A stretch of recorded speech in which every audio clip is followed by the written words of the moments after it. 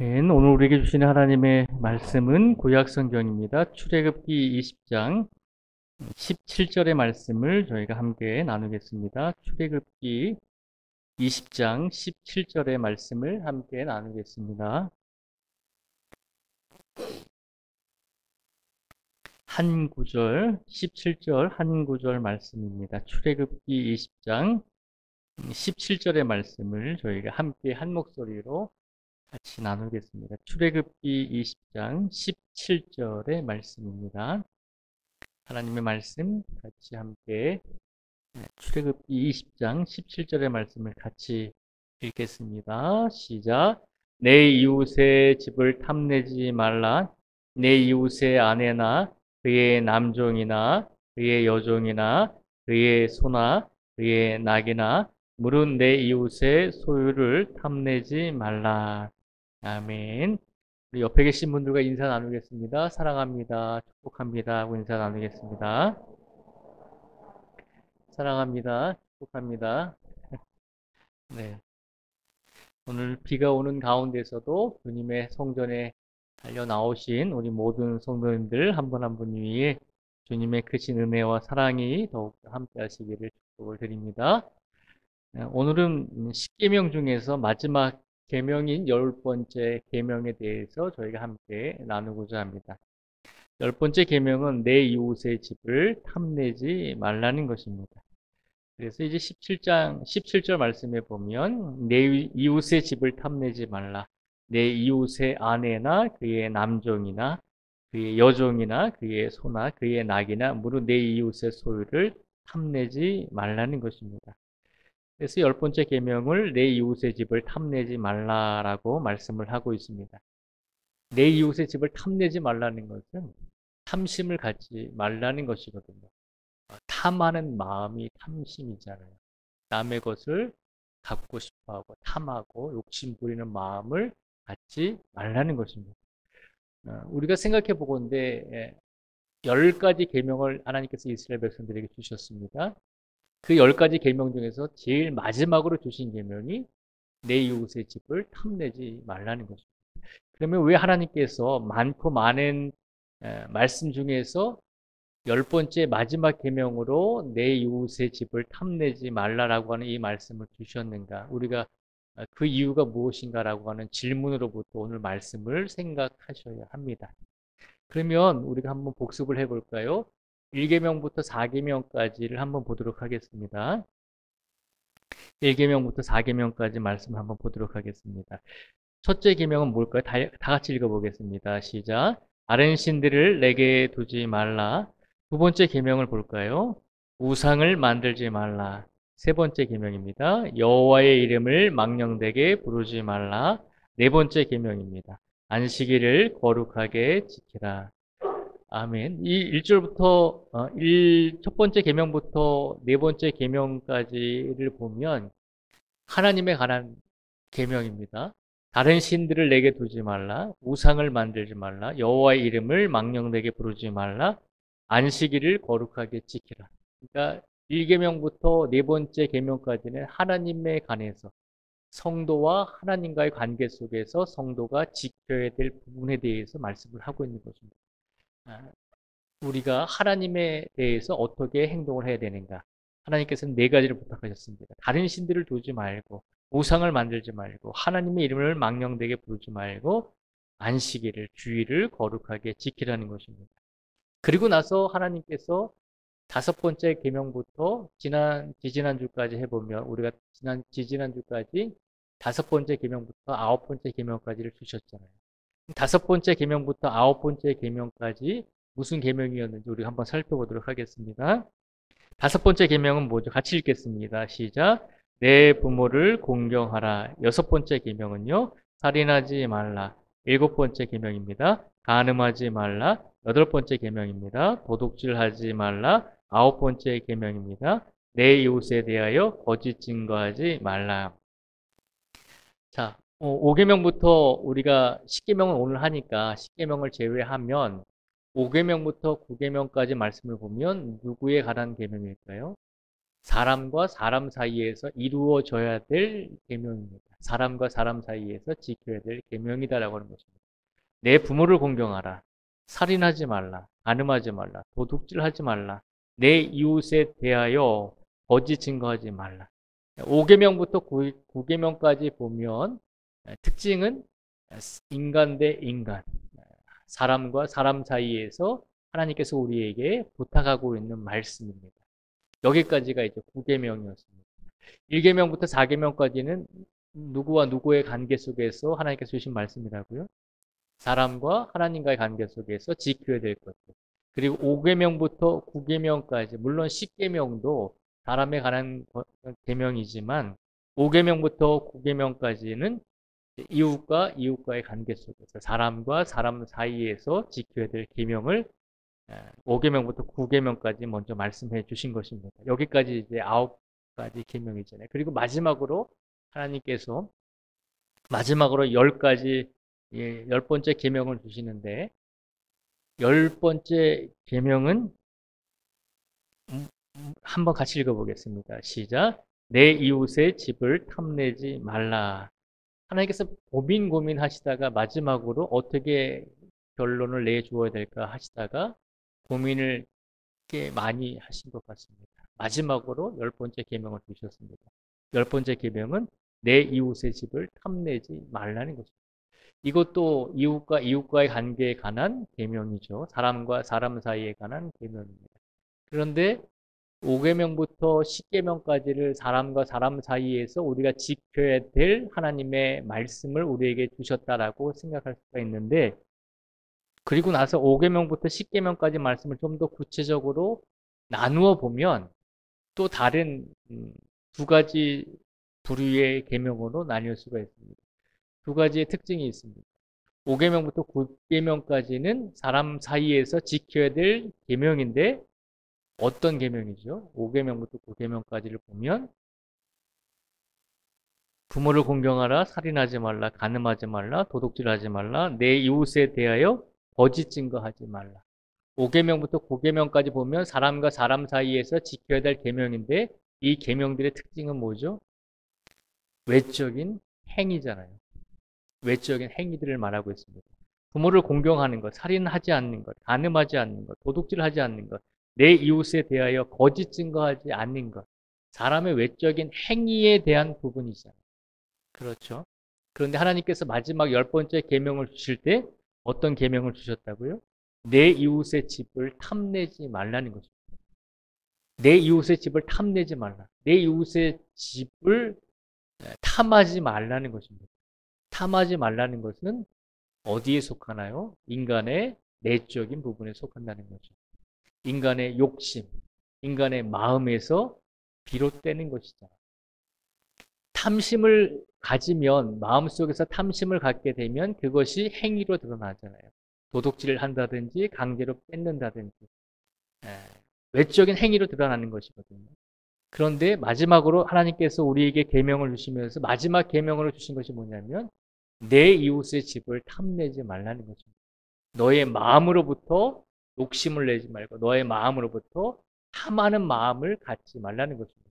탐하는 마음을 갖지 말라는 것은 외적인 행위에 초점이 맞추어졌다기보다는 너의 마음을 먼저 들여다보라는 것입니다. 왜 그러셨을까요? 왜 마지막 10번째 계명을 주시면서 5계명부터 9계명까지는 인간의 행위에 관한 계명을 주시면서 마지막으로 결론을 내시면서 10번째 계명에 너의 마음에 집중해라. 너의 마음이 탐심을 갖지 않도록 그렇게 살아야 된다라고 왜 말씀해 주셨을까요? 5계명부터 9계명까지는 인간의 행위로 인해서 일어나는 일들이다라고 말씀을 드렸잖아요. 인간의 행위는 어떻게 일어나죠? 무턱대고 인간의 행위가 먼저 일어나나요? 우리가 누구의 것을 훔칠 때, 누구를 싫어할 때 행동으로 나타나잖아요. 말을 안 한다든지 누구를 미워하게 될 때, 밥도 같이 안 먹고 인사도 같이 안 하는 행위로 나타나죠. 근데 그 행위가 나타나기 전에 제일 먼저 무엇이 일어나죠? 우리 마음으로부터 그를 미워하는 마음이 생기잖아요. 우리 마음에서 마음이 누군가를 미워하고 누군가를 증오할 때, 누군가를 싫어할 때, 누군가의 것을 탐심을 가지고 욕심을 내게 될 때 마음으로부터 시작이 되어서 그것이 행위로 이루어지게 되는 것이죠. 5계명부터 9계명까지는 인간의 행위에 대한 행위를 초점으로 맞추었다면 네가 마지막으로 하나님께서 너에게 부탁하는 것, 하나님께서 이스라엘 백성들에게 마지막으로 부탁하는 것은 5계명부터 9계명까지 인간의 행위에 대한 말씀들을 부탁하면서 이 악한 행위들을 하지 않기 위해서는 제일 먼저 네가 중요하게 깨달아야 될 것이 있는데 그것이 뭐냐면 너의 마음을 다스리라는 것입니다. 너의 마음에 탐심을 갖지 말라는 것입니다. 너의 마음에 욕심을 갖지 말라는 것입니다.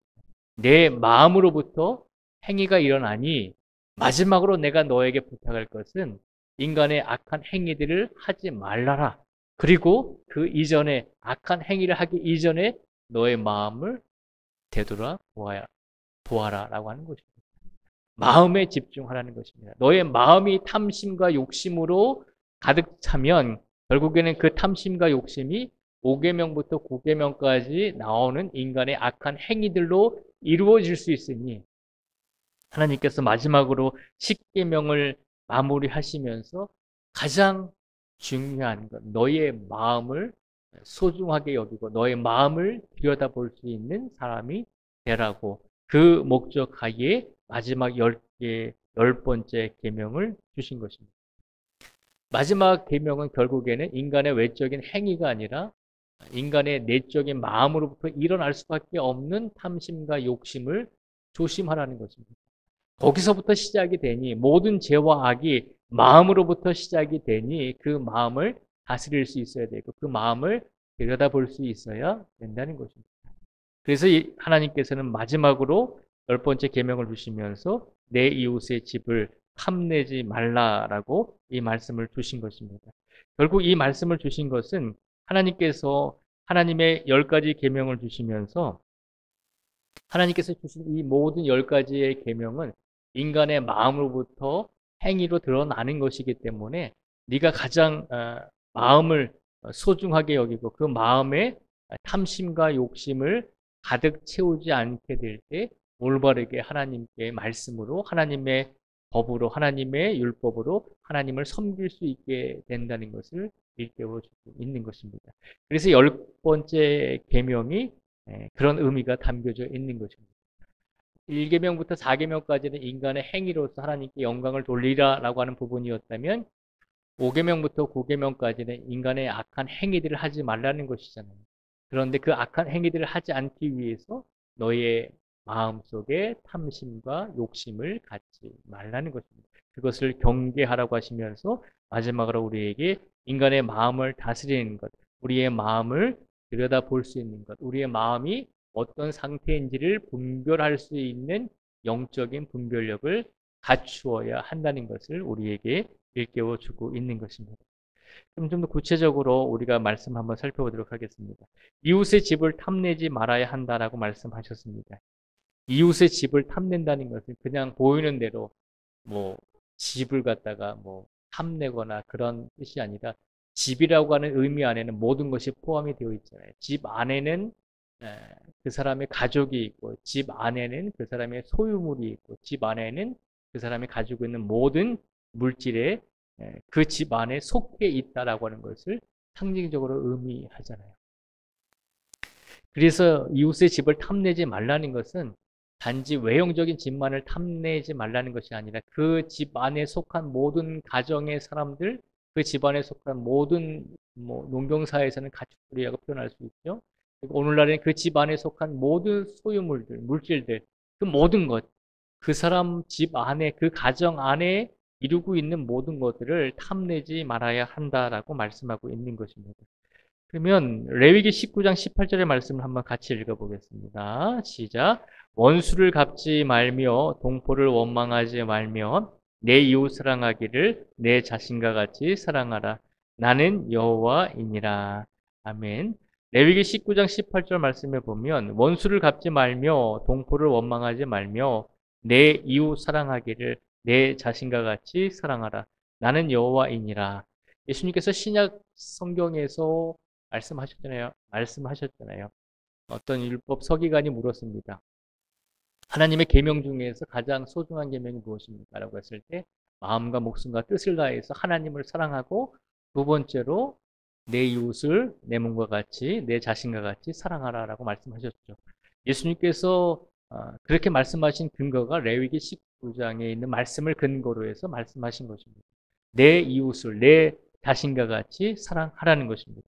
이미 하나님께서는 구약 시대에 이웃을 우리가 어떻게 대해야 되고 사람을 어떻게 존중해 주어야 되는지를 말씀해 주셨습니다. 이미 구약 시대에도 하나님께서 이웃 사랑하기를 내 자신과 같이 사랑하라라고 말씀하셨다는 것입니다. 우리나라는 어떤가요? 우리나라는 우리나라가 이제 대한민국이 되기 전에는 신분을 많이 따졌잖아요. 양반, 상놈 그런 식으로 노비 이런 그런 식으로 많이 따졌는데 이미 구약 시대에 이미 하나님께서 사람에 대해서 우리가 어떻게 여겨야 되는지를 말씀해 주셨는데 이웃 사랑하기를 내 자신과 같이 사랑하라는 것입니다. 이 말씀은 하나님께서 주신 하나님의 말씀들, 이 하나님의 계명들, 이 십계명의 완성은 사랑이라는 것입니다. 하나님께서 십계명을 우리에게 주신 이유는 사랑하라고 우리에게 주신 것입니다. 그리고 결국 그 말씀은 사랑하는 것이 하나님 계명의 핵심임을 기억하라는 것입니다. 이미 구약 시대에 이미 오래전에 이스라엘 백성들에게 하나님께서 말씀해 주셨다는 것이죠. 그리고 이웃의 집을 탐내지 말아야 한다라고 하는 그 말들 안에는 또 다른 의미가 또 담겨져 있습니다. 갈라디아서 5장 14절의 말씀을 같이 한번 읽어보겠습니다. 시작. 온 율법은 내 이웃 사랑하기를 내 자신과 같이 하라 하신 말씀에서 이루어졌나니. 아멘. 이 갈라디아서 5장 14절 말씀에 보면 사도 바울이 갈라디아 교회 성도들 향해서 선포합니다. 뭐라고 선포하냐면 온 율법은 내 이웃 사랑하기를 내 자신과 같이 하라 하신 말씀에서 이루어졌다는 것입니다. 갈라디아서는 신약 시대에 쓰여진 말씀이잖아요. 갈라디아 교회는 지금의 튀르키예, 과거에는 터키라고 하는 나라죠. 그 터키 지역에 있었던 교회입니다. 사도 바울이 이방 땅에 살고 있었던 사람들에게, 이방 땅에 살고 있다가 예수님을 믿게 된 사람들에게 말씀하고 있는 것입니다. 하나님의 율법은 너의 이웃 사랑하기를 내 자신과 같이 하라 하신 말씀에서 이미 다 이루어졌다는 것입니다. 그런데 하나님께서 내 이웃 사랑하기를 내 자신과 같이 하라라고 하신 말씀을 언제 해주셨나요? 신약 성경 때 해주셨나요? 신약 시대 때 해주셨나요? 아니잖아요. 그 이전에 구약 시대에 이미 해주셨잖아요. 그러니 구약 시대 때 이미 이웃 사랑하기를 내 자신과 같이 하라고 하나님께서 말씀하셨으니 지금 신약의 시대에 사도 바울이 살고 있는 이 신약의 시대에 갈라디아라고 하는 교회의 성도들, 이방 지역에서 예수님을 믿게 된 이방 성도들에게 분명히 하나님께서 이미 구약 시대에 이웃을 사랑하기를 내 자신과 같이 하라고 말씀하셨습니다. 그러니 이 말씀대로 우리가 지금 신약 시대에도 이웃을 내 몸과 같이 사랑해야 합니다. 그러니 하나님께서 우리에게 해주신 말씀, 이웃의 집을 탐내지 말아야 합니다라고 하는 그 말은 곧 우리의 이웃을 내 자신과 같이 먼저 사랑할 수 있는 성도가 되어야 한다는 것을 선포하고 있는 것입니다. 크게 하나님께서 말씀하신 것처럼 10번째 계명으로서 이웃의 집을 탐내지 말아라라고 하는 이 말씀은 결국은 이웃을 향해서 하나님을 향해서 우리가 하나님께서 우리에게 주신 말씀을 가지고 이웃을 향한 어떤 마음을 가져야 됩니까? 라고 하는 질문에 하나님께서는 이웃을 대할 때 우리가 사랑으로 내 자신과 같이 사랑할 수 있는 성도가 되므로 하나님의 법을, 하나님의 10번째 계명을 지키게 된다는 것을 큰 틀에서 말씀을 해주고 있는 것입니다. 그래서 10번째 계명을 좀 더 구체적으로 보면 이 10번째 계명에는 우리에게 두 번째로 이웃의 사람을 탐내지 말라라고 하는 말씀으로 기록이 되어 있죠. 출애굽기 20장 17절 말씀에 보면 내 이웃의 집을 탐내지 말라. 내 이웃의 아내나 그의 남종이나 그의 여종이나 그의 소나 라고 되어 있습니다. 그의 남종이나 그의 여종이나 내 이웃의 아내나 그의 남종이나 그의 여종이나 사람에 관해서 말하고 있죠. 그래서 내 이웃의 집을 탐하지 말라라고 하는 이 말씀 속에는 구체적으로 그 집 안에 살아가고 있는 사람들을 탐내지 말라는 것입니다. 신명기 5장 21절의 말씀 한번 같이 읽어보겠습니다. 시작. 내 이웃의 아내를 탐하지 말지니라. 내 이웃의 집이나 그의 발이나 그의 남종이나 그의 여종이나 그의 소나 그의 낙이나 내 이웃의 모든 소유를 탐내지 말지니라. 아멘.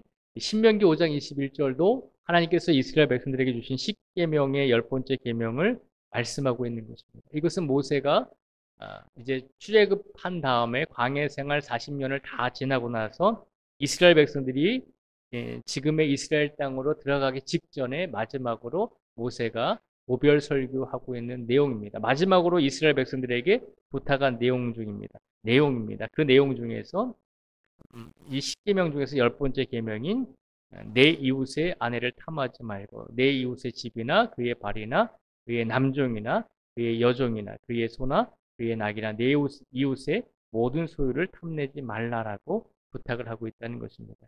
그래서 이웃의 사람을 탐하지 말아야 된다라고 하는 것은 출애굽기 20장 17절 말씀에도 나오지만 이스라엘 백성들이 광야 생활 40년을 마친 다음에 이제 가나안 땅으로 이스라엘 땅으로 들어가기 직전에도 모세가 하나님의 말씀을 이스라엘 백성들에게 선포하고 있다는 것입니다.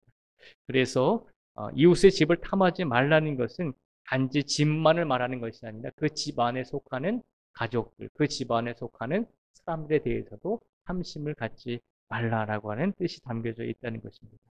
또한 사무엘하 12장 10절 말씀을 한번 같이 읽어보겠습니다. 시작. 이제 내가 나를 업신여기고 햇사람 우리아의 아내를 빼앗아 내 아내로 삼았은즉 칼이 내 집에서 영원토록 떠나지 아니하리라. 아멘. 사무엘하 12장 10절 말씀을 보면 이 말씀은 다윗이 자신의 부하였던 우리아 장군의 아내 밧세바를 취했을 때, 남의 아내를 취했을 때 하나님께서 그를 책망하시면서 해 주신 말씀입니다. 이제 내가 나를 업신여기고 햇사람 우리아의 아내를 빼앗아 내 아내로 삼았은즉 칼이 내 집에서 영원토록 떠나지 아니하리라. 하나님께서는 분명히 다윗에게 십계명을 통해서 내 이웃의 집을 탐하지 말라라고 말씀하셨고 그 집 안에 속하는 모든 사람들까지도 탐하지 말라는 말씀을 주셨습니다. 그럼에도 불구하고 다윗은 자신의 부하였던 우리아 장군의 아내를 탐하게 된 것이죠. 그에 대한 책임을 하나님께서 묻고 계신 것입니다. 그래서 내 이웃의 집을 탐내지 말라라고 하는 이 말에는 먼저 이웃의 사람들을 그 집안에 거하고 있는 사람들을 탐하지 말라라고 하는 의미가 담겨져 있다는 것입니다. 그리고 또한 세 번째로 내 이웃의 집을 탐하지 말라라고 하는 이 말 속에는 이웃의 짐승을 탐내지 말아야 한다라고 하는 말씀이 의미가 들어있는 것입니다. 집 안에는 사람도 있고 당시에는 이제 농경 사회였으니까 목축 사회였고 또 가축을 키우는 사회였으니까 그 집 안에는 짐승들이 있었다는 것이죠. 그래서 집을 탐하지 말라는 것은 그 집 안에 있는 많은 가축들과 동물들을 탐하지 말라는 의미가 담겨져 있다는 것입니다. 레위기 24장 18절의 말씀을 같이 한번 읽어보겠습니다. 시작. 짐승을 쳐 죽인 자는 짐승으로 짐승을 갚을 것이며. 아멘. 구약시대 때의 법입니다. 눈에는 눈, 이에는 이로 갚아주라는 것입니다. 만약에 내가 다른 사람의 집의 짐승과 가축을 내가 실수로 잘못해서 죽였다면 내가 죽인 그 짐승만큼 똑같이 그 짐승으로 갚아주라는 것입니다. 그래서 내 이웃의 집을 탐하지 말라라고 하는 이 말 속에는 사람뿐만 아니라 그 이웃이 가지고 있는 소유의 모든 동물들과 가축들에 대한 존중까지도 담겨져 있다는 것입니다. 사무엘하 12장 4절의 말씀을 또 같이 읽어보겠습니다. 시작. 어떤 행인이 그 부자에게 오매 부자가 자기에게 온 행인을 위하여 자기의 양과 소를 아껴 잡지 아니하고 가난한 사람의 양새끼를 빼앗아다가 자기에게 온 사람을 위하여 잡았나이다 하니. 아멘. 사무엘하 12장 4절 말씀에 보면 이 말씀은 다윗이 하나님께 죄를 지었을 때, 다윗이 우리아 장군의 아내 밧세바를 강제로 탐했을 때 다윗이 처음에 회개하지 않았거든요. 회개하지 않았단 말이에요. 그래서 하나님께서는 누구를 보내셨냐면 나단이라고 하는 선지자를 보내셨어요. 그래서 그 나단 선지자가 다윗 왕 앞에 가서 뭐라고 얘기하냐면 처음부터 당신이 죄를 지었습니다라고 이야기하는 것이 아니라 지금 사무엘하 12장 4절에 이 이야기를, 이 사건의 이야기를 다윗 왕에게 해줍니다. 어떤 이야기였냐면 어떤 행인이, 어떤 부자에게 어떤 행인이 찾아왔다는 것입니다. 행인이라고 하는 것은 나그네라고 하는 것입니다. 어떤 부자에게 알지 못하는 나그네가 길을 가다가 부자의 집에 찾아왔습니다. 근데 그 부자의 집에 찾아왔는데 구약시대 당시 고대 근동 지역의 법을 보면 지금 우리들보다도 더 나그네에 대해서 관대하고 대접하는 그런 법이 있었습니다. 그냥 지금도 우리가 보면 나그네를 우리가 지나쳐 버리는 경우가 많이 있잖아요. 그런데 구약 시대에도 고대 근동 시대에도 보면 나그네가 길을 가는 나그네가 자기 집에 찾아오면 그냥 보내지 않고 잠도 재워주고 먹을 것도 주라는 것입니다. 그것이 법이었습니다. 그런데 본문 말씀에 보면 어떤 부자에게 어떤 행인이, 어떤 나그네가 찾아왔다는 것입니다. 이 부자가 나그네를 대접해야 될 의무와 책임이 있는 것이죠. 의무와 책임을 있는데 그 의무와 책임을 지키기 위해서 누구의 것을 이용하죠? 부자면은 많은 가축과 많은 동물들이 있잖아요. 나그네를 대접해야 될 의무와 책임은 있는데 그 의무와 책임은 다해야 되긴 되겠는데 내 것을 가지고 그 책임을 다하자니 내 것이 아깝다는 말입니다. 그러니까 머리를 굴려서 누구의 것으로 대접을 하죠? 가난한 자, 가난한 사람의 양 새끼를 빼앗아다가 자기에게 온 사람을 위하여 잡았다는 것입니다. 그러니까 이 부자가 행인을 대접했으니까 잘한 것 아닙니까? 물론 그 부분은 나그네를 잘 대접한 것은 물론 잘한 것입니다. 그런데 그가 나빴던 것은 자기의 것으로 나그네를 대접한 것이 아니라 가난한 사람이 가지고 있는 양 새끼 한 마리를, 그 한 마리가 전부인 가난한 사람의 그 소유물을 뺏어다가 나그네를 대접했다는 것이죠. 그래서 이 이야기를 나단이 다윗에게 이 이야기를 먼저 해줍니다. 그랬더니 다윗이 뭐라고 반응하냐면 화를 내죠. 아니 어떤 놈이 그렇게 나쁜 짓을 했습니까? 아니 어떤 놈이 부자이면서도 그렇게 남의 것을 갖다가 빼앗아다가 나그네를 섬겼습니까? 다윗이 화를 버럭 내거든요. 내가 그를 가만두지 않겠습니다. 내가 그를 잡아다가 내가 그를 아주 혼내겠습니다. 라고 나단 선지자에게 정의롭게 이야기를 하거든요. 이 이야기를 듣고 있던 나단 선지자가 다윗에게 뭐라고 얘기했을까요? 당신이 바로 그 사람입니다. 라고 이야기하잖아요. 당신이 바로 그 부자 아닙니까? 왜 당신이 당신의 부하인 우리아 장군의 아내 밧세바를 강제로 탐했습니까? 당신이 아내가 없습니까? 여인들이 없습니까? 이미 하나님께서 많은 아내를 주셨는데 왜 우리아 장군의 하나뿐인 아내를 그렇게 취했습니까? 당신이 가난한 사람의 양새끼를 뺏어다가 행인에게 나그네에게 대접한 그 부자입니다라고 이렇게 책망을 하고 있는 것입니다. 사무엘하 12장 4절의 말씀을 통해서도 우리에게 일깨워 주는 것은 이 사건은, 이 대화는 다윗을 깨우쳐 주기 위한, 하나님께서 나단 선지자를 통해서 깨우쳐 주기 위한 대화였지만, 그러나 이 대화의 내용을 통해서 가난한 자들의 양새끼를 빼앗는 것이 얼마나 큰 죄인가를, 나그네를 대접하기 위한 목적으로 내가 가난한 사람들의 양새끼를 빼앗는 것, 다른 사람의 소유물을 빼앗는 것, 다른 사람의 가축을 빼앗는 것, 다른 집안이 가지고 있는 가축을 빼앗아서 내가 가져오는 것, 그것이 얼마나 잘못된 일인가를 일깨워 주고 있는 것입니다. 그래서 이웃의 집을 탐내지 말라라고 하는 말 속에는 사람을 탐내지 말고 그가 가지고 있는 가축과 동물들 그 모든 것들을 또한 탐내지 말라라고 하는 의미가 담겨져 있다는 것입니다. 또한 하나님께서 이 내 이웃의 집을 탐내지 말라라고 하는 말 속에는 어떤 의미가 또 한 가지 들어있냐면 이웃의 소유를 탐내지 말라는 것입니다. 집 안에는 사람이 있고 가축이 있잖아요. 그리고 또 다른 소유물들이 있잖아요. 뭐 가구도 있을 것이고 옷도 있을 것이고 먹을 양식들도 있잖아요. 그 사람과 가축 외의 모든 소유물들을 또한 탐내지 말라라고 하는 의미가 담겨져 있다는 것입니다. 그래서 출애굽기 22장 26절 말씀을 같이 한번 읽어보도록 하겠습니다. 시작. 내가 만일 이웃의 옷을 전당 잡거든 해가 지기 전에 그에게 돌려보내라. 아멘. 출애굽기 22장 26절에 보면 이웃이 돈이 없어서 나에게 돈을 빌리러 왔습니다. 그런데 담보가 필요하다는 거죠. 담보로서 이웃이 내가 당신에게 맡길 것은 없고 내가 입고 있는 이 겉옷을 당신에게 맡기겠습니다. 그러니 나에게 돈을 좀 빌려주십시오라고 요청을 합니다. 그러면 돈을 빌려 주었습니다.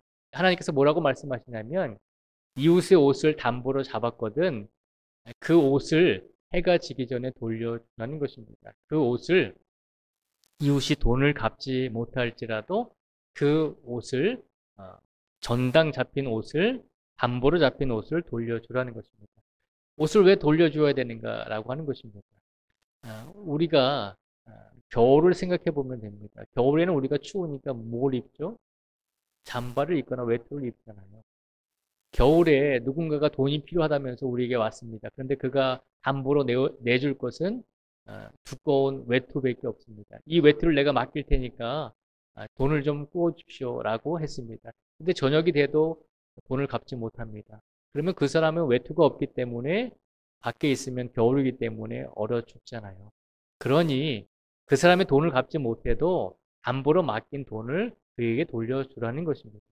이스라엘은 낮에는 덥고 밤에는 얼어 죽을 정도로 날씨가 춥습니다. 옷을 맡겼다는 것은 그가 외투를 맡겼다는 것은 낮에는 괜찮지만 밤에는 추워서 입어야 될 옷을 맡겼다는 것입니다. 그래서 저녁이 되기 전에 그가 저녁에 얼어 죽기 전에 돈을 갚지 못했어도 그가 돈을 빌렸다면 돈을 갚지 못했어도 그에게 옷을 돌려주어서 그 생명을 유지할 수 있도록 해 주라는 것입니다. 그러니까 오늘 출애굽기 22장 26절의 말씀 또한 내 이웃의 집을 탐내지 말라라고 하는 그 하나님의 마지막 계명 말씀 속에는 이웃의 사람을 탐내지 않을 뿐만 아니라 이웃의 동물들과 가축을 탐내지 않을 뿐만 아니라 이웃이 가지고 있는 가장 소중한 물질들까지도 탐내지 말라라고 하는 의미가 담겨져 있는 것입니다. 신명기 19장 14절의 말씀을 한번 같이 읽어보겠습니다. 시작. 내 하나님 여호와께서 내게 주어 차지하게 하시는 땅 곧 내 소유가 된 기업의 땅에서 조상이 정한 내 이웃의 경계표를 옮기지 말지니라. 아멘. 이 말씀은 이스라엘 백성들에게 땅은 하나님께서 주신 기업이잖아요. 그들의 노력으로 얻은 것이 아니라 하나님께서 이스라엘 백성들에게 각 가문을 따라서 각 지파를 따라서 각 가문을 따라서 땅을 나눠 주신 것이거든요. 그래서 그 땅의 소유는 하나님의 것입니다. 그런데 오늘날의 시대는 어떻게 하죠? 땅을 사람의 소유로 바꿔 놓았잖아요. 그래서 땅을 가진 사람들이 굉장히 부유하고 또 땅값이 올라가면 굉장히 졸부가 되기도 하고 그렇게 돈을 막 펑펑 쓰기도 하잖아요.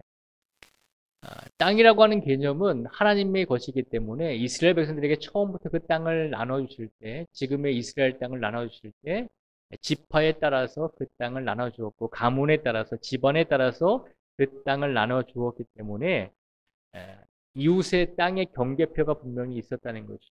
그런데 그 경계표를 함부로 옮길 수 없다는 것이죠. 왜냐하면 그 경계표는 하나님께서 정해주신 것이기 때문에. 그래서 내 이웃의 집을 탐하지 말라라고 하는 이 말 속에는 이웃의 소유를 탐내지 말아라. 이웃이 가지고 있는 땅의 기업들, 그 땅 또한 하나님께서 이스라엘 백성들에게 각자 나누어 주신 것이니 힘으로 그 땅을 빼앗거나 힘으로 경계표를 옮기거나 이웃의 소유물에 대해서 탐내지 말아야 한다는 것입니다. 하나님께서 이렇게 말씀을 하셨습니다. 이제 하나님께서 우리에게 마지막으로 10계명을 마무리하면서 10번째 계명으로 내 이웃의 집을 탐내지 말라라고 하는 계명을 주셨습니다. 이웃의 집을 탐내지 말라라고 하는 이 의미 속에는 너 안에 네 마음을 네가 잘 다스리고 네 마음의 중심을 항상 탐심으로 가득 채우지 말라는 것입니다. 그런데 이웃의 집을 탐내지 말라라고 하는 이 말씀 속에는 구체적으로 크게 세 가지가 들어있습니다. 이웃의 집에 살고 있는 사람들에 대해서 네가 탐심을 갖지 말라는 것입니다. 또한 이웃이 가지고 있는 생명을 가지고 있는 동물과 가축에 대해서 네가 탐심을 갖지 말라는 것입니다. 그리고 세 번째는 이웃의 집에 있는 사람과 가축들, 동물들을 제외한 모든 소유물들, 그것이 옷이 되었건 땅이 되었건 모든 소유물까지도 탐심하지 말고 욕심내지 말라는 것입니다. 그리고 이 탐심을 경계해야지만 5계명부터 9계명까지의 인간의 제약된 행위들을 하지 않을 수 있게 된다는 것을 기억하라는 것입니다. 인간의 탐심을 경계하고 인간의 탐심으로 욕심내지 않고 5계명부터 9계명까지의 인간이 저지를 수 있는 실수를 저지르지 아니할 때 하나님께 온전히 영광 돌릴 수 있고 하나님께 온전히 예배드릴 수 있고 온전히 하나님을 의지할 수 있는 성도가 될 수 있다는 것입니다. 처음의 계명은 나 외에 다른 신을 섬기지 말라는 것이잖아요. 마지막 계명은 내 이웃의 집을 탐하지 말라는 것입니다. 하나님을 잘 섬기기 위해서 이웃을 사랑하기 위해서 네가 가장 먼저 행해야 될 것은 너의 마음에 탐심이 들어서지 않도록 최선을 다하고 기도하고 노력하라는 것입니다. 너의 마음속에 욕심이 생길 때 그 욕심으로 인해서 제약된 행위를 하게 될 것이며 제약된 행위를 하다 보면 하나님을 의지하지 않고 하나님이 원하시는 길과는 반대되는 길로 갈 수밖에 없기 때문에 결국은 너의 마음으로 인해서 너의 탐심으로 인해서 너의 욕심으로 인해서 하나님께 죄를 짓게 될 것이기 때문에 마지막 10번째 계명을 주시면서 하나님께서 이스라엘 백성들 그리고 우리에게 주신 것은 우리의 마음을 집중하고 우리의 마음을 잘 들여다 볼 수 있는 성도가 되라는 것입니다. 오늘 시간 우리의 마음을 한번 되돌아보기 원합니다. 오늘도 고된 하루의 삶을 사셨을 것입니다. 직장에서 많은 사람들을 만나셨을 것이고 직장에서 많은 일들을 하셨을 것이고 그러다 보면 우리 마음속에 힘들었던 마음도 있었을 것이고 또 사람에 대해서 사랑하지 못하는 마음도 있었을 것이고 내가 다른 사람이 가지고 있는 것을 보면서 내가 욕심부리고 내가 더 갖고 싶다는 그런 마음들도 있었을 것이고 다른 사람이 가지고 있는 것에 대해서 탐하는 마음도 있었을 것입니다. 오늘 이 시간 하나님께서 우리를 이 자리에 불러주신 것은 오늘 하루가 가기 전에 우리의 마음을 다시 한번 되돌아보고 우리 마음속에 탐심으로 혹시라도 가득 차 있다면 그 탐심을 내려놓고 그 욕심을 내려놓고 하나님이 주시는 마음으로 다시 한번 가득 채워서 오늘 하루를 마무리하기를 하나님께서 우리에게 바라시면서 오늘 10번째 계명을 우리에게 주신 줄 믿습니다. 간절히 바라는 것은 오늘 밤에 우리가 잠들기 전에 우리 마음속에 온전히 하나님으로 가득 채우시고 우리의 영혼 속에 하나님으로 가득 채우셔서 우리의 남은 인생과 남은 시간 속에서 우리가 이웃을 내 몸과 같이 사랑하고 내 이웃의 것을 탐하지 아니하며 내 이웃에게 악한 행위를 하지 아니하며 온전히 하나님을 의지하며 온전히 하나님을 섬길 수 있는 하나님께서 우리에게 주신 이 10가지 계명을 늘 지켜내며 살아갈 수 있는 우리 모든 성도들이 되시기를 주님의 이름으로 축복을 드립니다. 기도하겠습니다. 하나님 아버지 감사합니다. 오늘 하나님께서 마지막 10번째 계명을 주시면서 하나님께서 우리에게 말씀하셨습니다. 내 이웃의 집을 탐내지 말라라고 말씀하셨습니다. 우리의 마음을 들여다보라는 것입니다. 우리의 마음이 탐심으로 욕심으로 가득 채워지고 있는 것은 아닌지 우리 자신의 삶을 되돌아보라는 것입니다.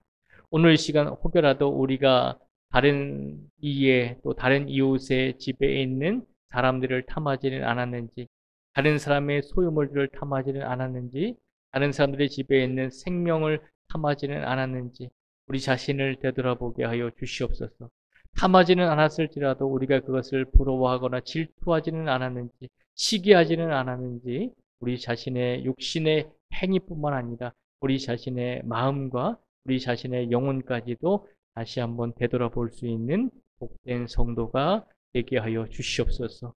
오늘도 간절히 원하오니 하나님께서 우리 모든 성도들의 마음을 평안하게 하여 주시고 우리의 마음 속에 하나님을 사랑하는 마음으로 가득 차게 하여 주시고 하나님께서 우리를 위해서 10가지의 계명을 주셨으니 우리가 날마다 이 10가지의 계명을 기억하며 온전히 하나님만을 섬기며 온전히 이웃을 내 자신과 같이 사랑하며 삶을 살아낼 수 있는 복된 성도가 될 수 있도록 축복하여 주시기를 간절히 간구하오며 예수님의 이름으로 기도드립니다.